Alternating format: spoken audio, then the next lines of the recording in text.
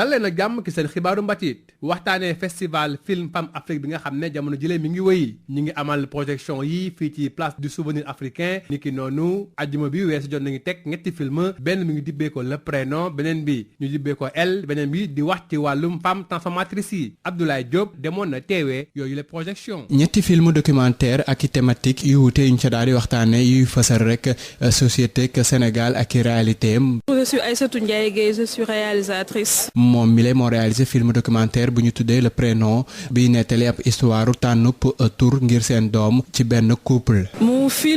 sama film mi nettali taarixu ku tudd Fanta am fanweeri at ak benn mu ëmb juróom-ñeenti weer ba mu jeexee nag jëkkëram ak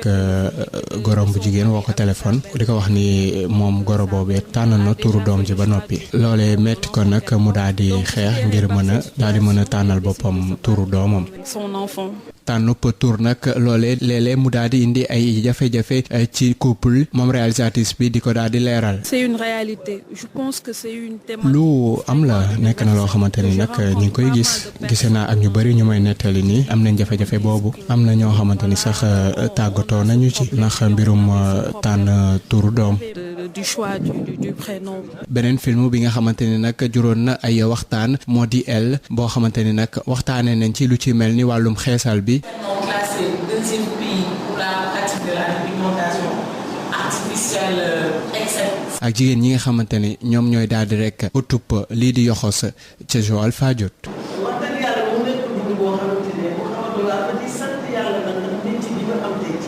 jóge ci loolu wax ci wàllu biennale bi xam ngeen ne dañoo dàq li nga xam ne moo jëm ci wàllu date yi waaye terewul am na artistes yu jóge woon di xamal ne le off is on maanaam ñoom nañu amal ci date yi ñu jàppoon ay yëngu-yëngu ba léegi ña nga ca ndax artistes yooyu lee bëgg nañu amal fukki fan ak juróom benn jàpp fukki fan ak juróom ñaar di date yi nga xam ne moom lañu jàppoon te njëlbeen ngeen ngi amal ci biennale bi ay yëngu-yëngu fii ci village des arts bokk na ci artistes yooyu lee ki nga xam ne moo di Zulu Mbaye nekk tey suñu gan Zulu Mbaye ñu ngi lay nuyu artiste peintre nga jub woon xam yéen noloon na mu mandargaale bés yi ñu jàppoon ngir amal ci biennale bi te ñu dàq ko. dinañ yëngatu dinañ am benn manifestation bu ñuy def ci ñaari fan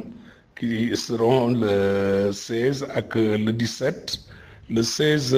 dañuy def benn toile bu mag boo xam ne 10 mètres sur 2 lay doon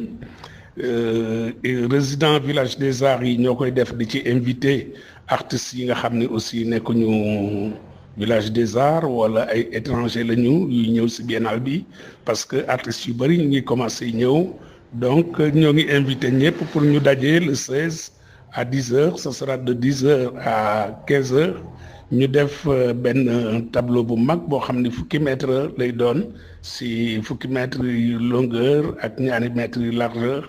ñu di ko def pour tout simplement célébrer cette date que nous avons perdue mais que nous voulons garder te ñu bëgg ko denc nag ci sunu taarix. invité nañu aussi ay xale yoo xam ne benn association la boo xam ne xale yi nga xam ne feebar boobu ñuy def cancer daf leen a dab donc ñoom itam ñu ñëw ànd ak seen papa yi seen yaay artistes yi ñu peindre benn toile pour ñoom yaakaar naa ne loolu dana bégal xale yi fi la ñuy yendoog ñun loolu le 16 lay am fukki fan ak juróom-benn ci weer wi fukki fan ak juróom-ñaar yi di le 17. dañuy def benn conférence bu mag bu ñetti waxtu jotee ñetti waxtu bu juróomi waxtu di ko dénk conférence boobu benn critique d'art mooy borom xam-xam yi xariñ ci tàggat art wala ñu wax ñu diñ ci wax seen yëg-yëg ak seen gis-gis ñu di ko tudde ci nasaraan critique d'art dinañ oo benn critique d'art sénégalais mu ñëw defal ñu benn conférence ci art bi ci Afrique naka lañ ko gisee naka lañ ko déggee ak taxawaayam kon loolu mooy fukki fan ak juróom-ñaar yi noonu la ñuy commencé bu juróom benni waxtu si ngoon nag jotee dinañ wane benn film boo xam ne man mii maa ko def ñeenti at yi weesu yépp maa ngi ciy liggéey ak benn réalisateur benn cinéaste bu tudd Moustapha Seck te mu nekk Suisse jamono yi ñeenti at yépp ñoo ngi doon liggéey ci benn film bu tudd Zulu l'Africain donc le 17 fukki fan yeeg juróom-ñaar ci bu 6 heures ci ngoon jotee dinañu wane film boobu loolu daal mooy nekk sunu taxawaay ndax sunu village bi dañ ko bëgg animer ndax village bi ñu bari xam nañ ni dafa xaw a sedd lool at yi ñu weesu mais nag dañu am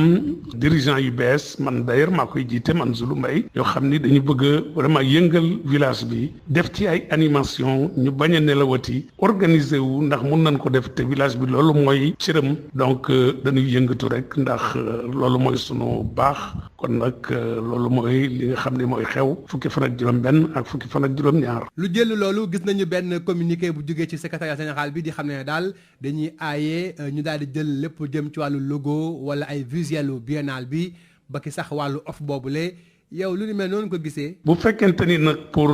li nga xam ni kilifa gi jiite biennale bi muy secrétaire général bi dafa def benn communiqué di wax ni biennale bi aaye na képp ku jël raayaw biennale bi moom siiw na ñëpp xam nañ ko di ko jëfandikoo ci sa xew-xew ci date yi nga xam ne ci la biennale bi waroon nekk koo ko ci def yoon dana dal ci sa kaw moo loolu nag wax jooju mënoon naa ñàkk ndax raaye boobu patrimoine la maanaam moomeelu askan wi la di ko tere nit ñi yaakaar naa ni xel mu gàtt la mais nag comme ñun nitu jàmm lañu te it na ñun en tout cas au niveau du village des arts bi nga xam ne maa ko jiite naruñu loolu ndax li ñuy def jëmul foofu li ñuy def daal amoon na date yoo xam ne jàppoon nañ ko pour ubbi ci biennale bi date yooyu toxal nañu ko waaye date yooyu sunu at yi passé yëpp dafa nekk sunu xel ñu jàppoon ko waroon ci yëngatu kon pour bañ a bàyyi nit ñi ñuy bañ a am lu ciy xew dinañ yëngatu tuuti waaye nag taxul ñu tuddee ko off wala ñu ciy def raayew biennale bi ndax loolu taxuñoo jóg kon fukki fan ak juróom-benn ci weer wi am nañu xew-xew boo xam ni benn tableau bu mat fukki mètre la ñuy def di ci woon ak artistes yi nga xam ne ñoo nekk ci village des arts ak artistes sénégalais yi nga xam ne aussi nekkuñu village des arts boole itam suñu nawlay artistes yi nga xam ni bari nañ lool jamono ji ci Ndakaaru ndax ñoom dañu jàppoon ni dañuy ñëw biennale fay seen i billet am na ñoo xam ne ñëwaguñu aussi nañ egsi donc mbooloo moomu yépp daje village des arts ñu def xew-xew boobu. waaw ci histoire xam nañ ne sax logo boobule kii di Amadou Sow di artiste peintre sénégalais moo defoon boobule xeetu visuel tey nag ñu leen koy aaye yow noo gisee mbir moomu damay laaj biennale bi ñoom itam ñi nga xam ne ñoo ko ŋànk dama gis ni ñaari édition gi nii ci bii ñëw dañu soppi raayaw biennale bi maanaam li ñuy tudde logo bi ndax dafa amoon ay couleur li ñu gis léegi mooy bu bees bi ñu génnee amul couleur bu dul bleu ak blanc si bu fekkee ay couleur la donc may laajte ndax ñoom itam mbaa fagaru nañu ba laaj ndax ñi ñuy tuddee ayant droit muy ndonal Amadou Sow mi nga xam ne dundatul te mu defoon logo bi raaya yi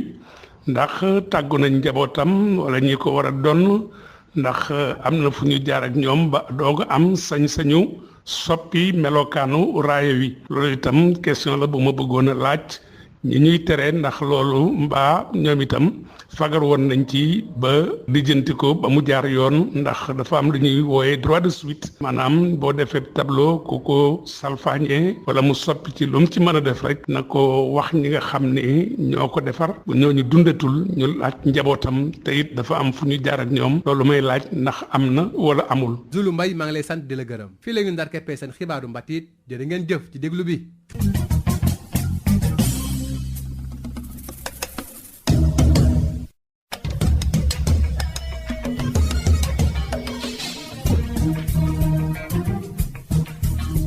Bonjour et bienvenue dans votre journal de la culture. Le festival Film Femmes Afrique se poursuit avec son programme de projection de courts-métrages. 3 films documentaires ont été projetés ce vendredi à l'auditorium de la place du souvenir africain, dont Le Prénom, Elle, et encore un autre film qui parle des conditions de travail des femmes transformatrices. Abdoulaye Diop a assisté à ces projections. 3 films documentaires et différentes thématiques abordées reflétant la société sénégalaise et ses réalités. Je suis Aïssatou Ndiaye Gueye, je suis réalisatrice. Réalisatrice du film documentaire Le Prénom qui raconte une histoire de choix du nom de l'enfant dans un couple. Mon film parle parle d'une femme Fanta âgée de 31 ans. Elle est en état de grossesse et à terme. À la suite d'un appel téléphonique de son mari avec sa belle-mère, elle découvre que sa belle-mère a déjà fait le choix du prénom de l'enfant qu'elle porte. Donc, sidérée par cette situation, elle décide de se battre pour nommer son enfant. Un choix du prénom qui a parfois des conséquences sur la vie conjugale, explique la réalisatrice. C'est une réalité. Je pense que c'est une thématique vraiment universelle, que je rencontre pas mal de personnes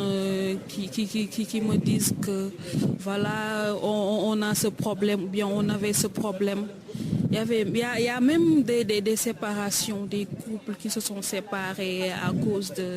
du choix du prénom. L'autre film qui a suscité beaucoup de débats est Elle, dont l'une des thématiques est la dépigmentation. Donc là, c'est le deuxième pays pour la pratique de la dépigmentation. Et le travail des femmes. Keise Duitra Joal Fadjout.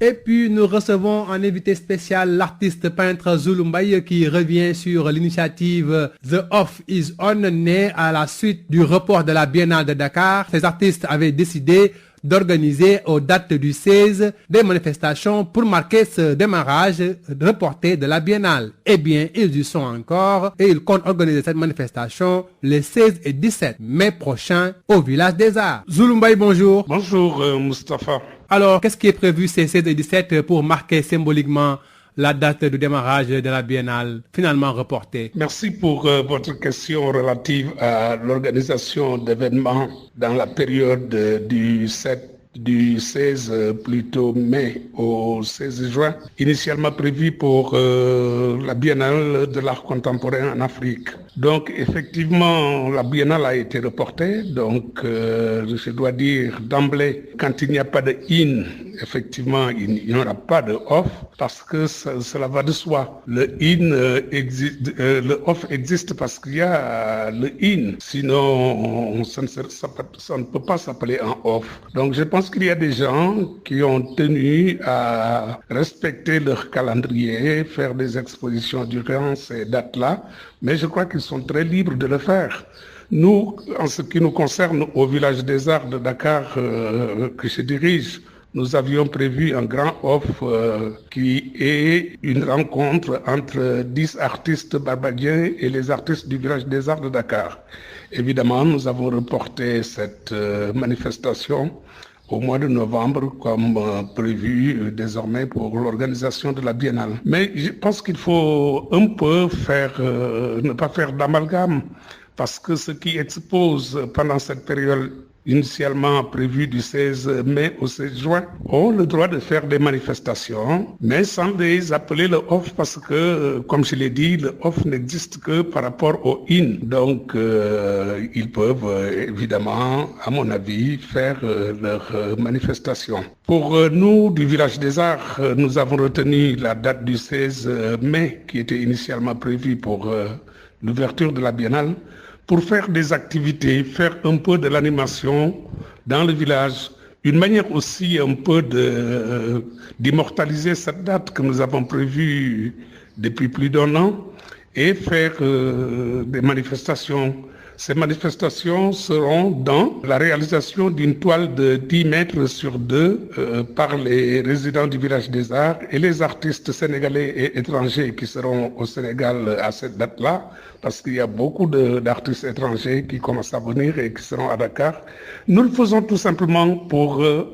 immortaliser cette date, parce que nous avons toute la liberté de le faire, de célébrer cette date, parce qu'elle nous appartenait, elle nous appartient encore, mais que les organisateurs de la Biennale se rassurent, nous ne faisons pas de off, je veux être très clair là-dessus. Nous faisons des manifestations le 16 et le 17 mai prochain. Le 16, nous aurons la réalisation de cette grande toile de 10 mètres sur 2. Aussi, nous avons invité l'association des enfants atteints du cancer. Ils viendront aussi peindre avec nous, réaliser une toile, une petite toile, Et c'est ça que nous avons prévu pour le 16. Le 17, nous avons prévu de faire une conférence sur l'art africain par un critique d'art sénégalais et terminer la soirée par,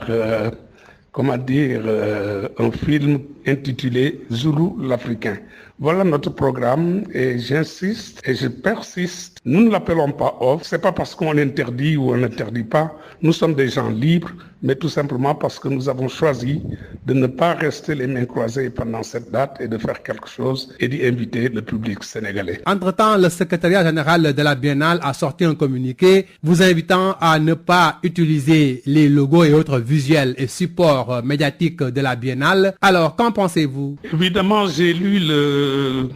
communiqué de la Biennale interdisant l'utilisation de la charte visuelle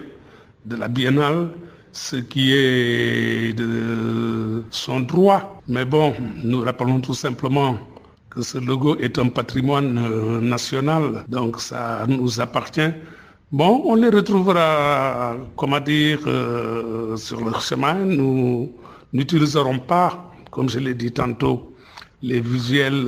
concernant la Biennale. Mais en passant, nous avons remarqué que ce logo qui a été dessiné, peint par Feu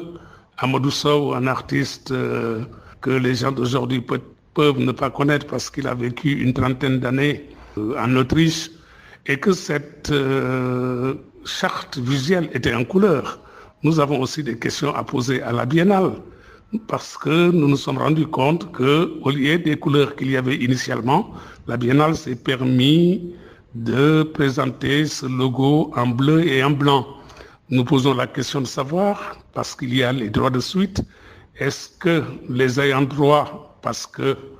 Feu Amadou Sow est décédé, est-ce qu'ils ont eu l'accord de ces ayants droit, de ses héritiers, parce qu'il y a ce qu'on appelle le droit de suite. Ça aussi, c'est une question que nous posons à la Biennale, mais sans langue de bois, parce que aussi que quand ils ont le droit d'interdire l'utilisation de la charte visuelle de la Biennale, nous aussi on a quelques questions à poser concernant cette charte visuelle de la Biennale, parce qu'elle a été refaite. Ont-ils eu l'accord de l'artiste ou de ses ayants droit? C'est une question que nous posons. Zoulou Mbaye, je vous remercie. C'est la fin de votre journal de la culture. Merci de l'avoir suivi.